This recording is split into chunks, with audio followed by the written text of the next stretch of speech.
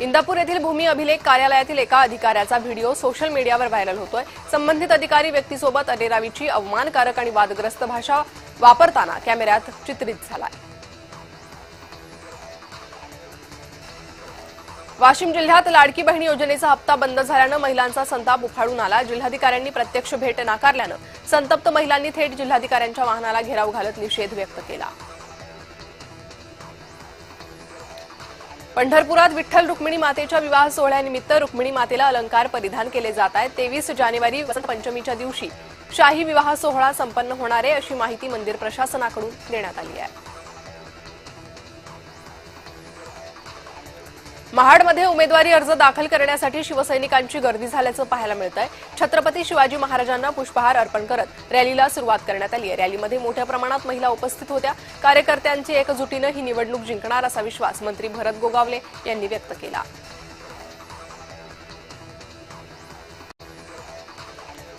बुलढाणा जिल्ह्यातील शेगाव तालुक्यात टक्कलग्रस्त भागातील गावांना पिण्याचं शुद्ध पाणी मिळत नसल्यानं गावकऱ्यांनी तहसील कार्यालयासमोर आंदोलन केलंय। मागणी करूनही कंत्राटदार या पाणी पुरवठा योजनेचं काम पूर्ण करत नसल्यानं कंत्राटदाराला ब्लॅकलिस्ट करावं आणि सर्व गावाला पिण्याचं शुद्ध पाणी लवकरात लवकर उपलब्ध करून द्यावं, अशी मागणी करण्यात आली आहे। नांदेड जिल्ह्यातील तरोडा खुर्द येथील पवननगर परिसरात शिवसेना जिल्हाप्रमुख उमेश मुंडे यांनी धिंगाणा घातलाय। संपूर्ण घटना सीसीटीव्ही कॅमेऱ्यात चित्रित झाली आहे। परिसरातील नागरिकांमध्ये भीतीचं वातावरण निर्माण झालं।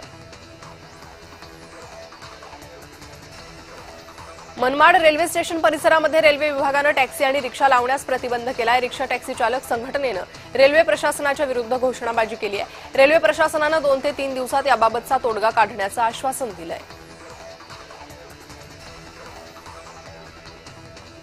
सिद्धाराम म्हेत्रे यांच्यावर महिलेनं गंभीर आरोप केले। म्हेत्रेंनी जीवे मारण्याची धमकी दिल्याचा अनिता माळगेंनी आरोप केलाय। माजी मंत्री सिद्धाराम म्हेत्रे यांनी महिलेचे आरोप फेटाळले असून ऑडिओ व्हिडिओ पुरावे असल्याचा महिलेनं दावा केला।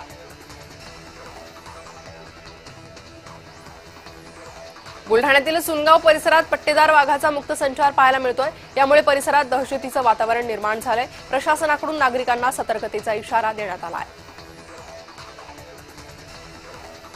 नांदेडमध्ये दिव्यांग प्रमाणपत्राची बोगसगिरी करणाऱ्या 7 शिक्षकांना निलंबित करण्यात आलं। जिल्हा परिषदेच्या मुख्य कार्यकारी अधिकारी मेघना कावली यांनी ही कारवाई केली असून बोगसगिरी करून लाभ घेणाऱ्या शिक्षकांची संख्या वाढण्याची शक्यता वर्तवली जाते आहे। चिपळूणमध्ये अर्ज भरण्यासाठी उमेदवारांची गर्दी पाहायला मिळते। पूजा निकम यांनी उमेदवारी अर्ज भरला असून अंतिम उमेदवार यादीनंतर प्रचाराला वेग येणार आहे।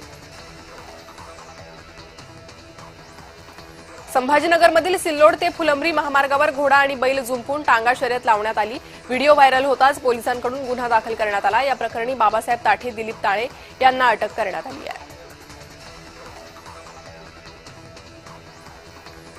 कराड शहरात दुचाकी चारचाकीचा भीषण अपघात झाला। अपघाताचा सीसीटीव्ही समोर आला असून अपघातात दुचाकीवरील 2 युवती गंभीर जखमी झाल्या। जखमींवर रुग्णालयात उपचार सुरू आहेत। गडचिरोलीमध्ये अंतिम संस्कारासाठी जाताना कार दिना नदीत कोसळल्याची घटना घडली आहे। वाहन चालकाचं नियंत्रण सुटल्यानं कार नदीत कोसळली असून 5 जण जखमी झाले। जखमींवर उपजिल्हा रुग्णालयात उपचार सुरू आहेत।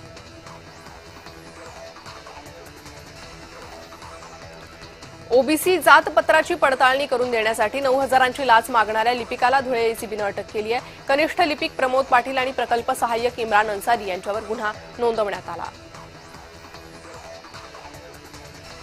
सांगलीत द्राक्ष बागायतदार शेतकऱ्यांनी प्रशासनाविरोधात मोर्चा काढलाय। अफगाणिस्तानवरून आयात होणाऱ्या बेदाण्यावर बंदी घालावी अशी मागणी शेतकऱ्यांकडून करण्यात आली आहे। सरकारनं दखल न घेतल्यास कुटुंबासहित आंदोलन करण्याचा इशारा द्राक्ष बागायतदार संघानं दिलाय।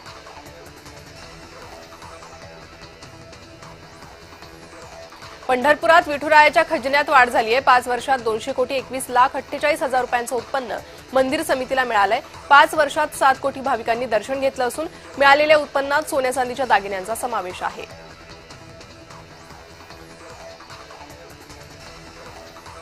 इगतपुरी तहसील कार्यालयात चक्क 3 साप निघाले। तहसील आणि कर्मचाऱ्यांची तारांबळ उडाली तर 3ही साप सर्पमित्रानं पकडून नैसर्गिक अधिवासात सोडले।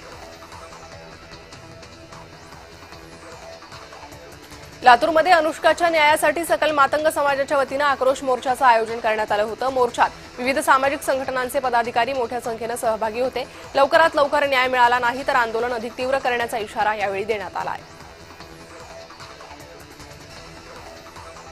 अलिबागमध्ये जिल्हा परिषद आणि पंचायत समिती निवडणुकीसाठी शेकापसह महाविकास आघाडीच्या उमेदवारांनी उमेदवारी अर्ज दाखल केले।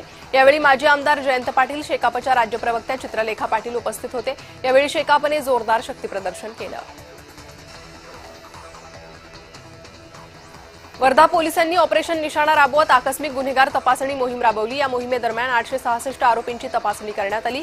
यापुढे ही मोहीम राबवणार असल्याची पोलीस अधीक्षक सौरभ कुमार अग्रवाल यांनी माहिती दिली आहे। मालेगाव परिसरात सततच्या ढगाळ वातावरणामुळे गहू पिकावर औषध फवारण्याची वेळ आली आहे। गहू पिकावर मावा आणि करपा रोगाचा प्रादुर्भाव होतोय। महाराष्ट्र ग्रामीण बँकतर्फे आयोजित आर्थिक साक्षरता अभियान आणि हळदी कुंकू कार्यक्रम उत्साहात पार पडला। कार्यक्रमाचं आयोजन शिवाजीनगर शाखा व्यवस्थापक कोमल जयस्वाल यांच्या संकल्पनेतून करण्यात आलंय। दैनंदिन जीवनातून महिलांसाठी करमणूक व्हावी म्हणून हळदी कुंकवाच्या निमित्तानं उखाणे आणि टंग ट्विस्टर स्पर्धेचंही आयोजन करण्यात आलं होतं। यात महिलांनी उत्स्फूर्तरित्या सहभाग घेतला।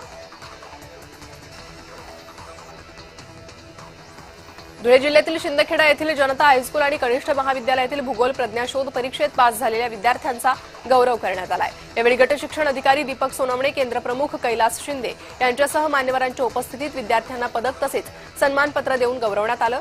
तसेच जनता शाळेतील भूगोल शिक्षक जतीन बोरसेंना उपक्रमशील भूगोल शिक्षक म्हणून गौरवण्यात आलं। अहिल्यानगर शहरातील आंबेडकरी समाजाचे नेते सुरेश बनसोडे यांचा प्रभाग क्रमांक 13 मध्ये नगरसेवकपदी निवडून आल्याबद्दल पेढेतुला करत सत्कार करण्यात आला। भिंगारच्या भीमनगर परिसरात आंबेडकरी समाजाच्या वतीनं आयोजित पेढेतुला आणि सत्कार कार्यक्रम मोठ्या उत्साहात पार पडला। भंडारा तालुक्यातील माथाडी येथे एका शेतकऱ्यानं 2 एकर शेतीमध्ये पपई पिकाची लागवड केली आहे। 2 एकर शेतीमध्ये शेतकऱ्याला 2 लाख पर्यंत खर्च आलाय। तसेच या पिकातून 5 लाखांचं उत्पन्न अपेक्षित आहे। देवाच्या आळंदीत इंद्रायणी नदीला लागलेल्या प्रदूषणाचं ग्रहण सुटायचं नाव घेत नाहीये। यातच पुन्हा एकदा इंद्रायणी नदी फेसाळली आहे। चिखलदऱ्यात बिबट्याचा मुक्त संचार पाहायला मिळालाय। फॉरेस्ट गार्डन जवळ फिरताना बिबट्या सीसीटीव्हीत चित्रित झालाय। यामुळे पर्यटकांमध्ये भीतीचं वातावरण निर्माण झालंय। दापोलीच्या कळंबटमध्ये बिबट्याचा वावर दिसून आलाय। बिबट्यानं पाळीव कुत्रे आणि पिल्लांवर हल्ला केल्यानं नागरिकांमध्ये भीती आहे। वनविभागानं याकडे तातडीनं लक्ष देण्याची मागणी होते। देऊळगाव राजा तालुक्यात डॉक्टर अक्षय गुठे यांच्या तत्परतेमुळे जुमडा येथील एका महिलेची प्रसूती रुग्णवाहिकेतच यशस्वीरित्या पार पडली आहे। बाळ सुखरूप असून महिलेची प्रकृतीही स्थिर असल्याचं डॉक्टरांनी म्हटलंय।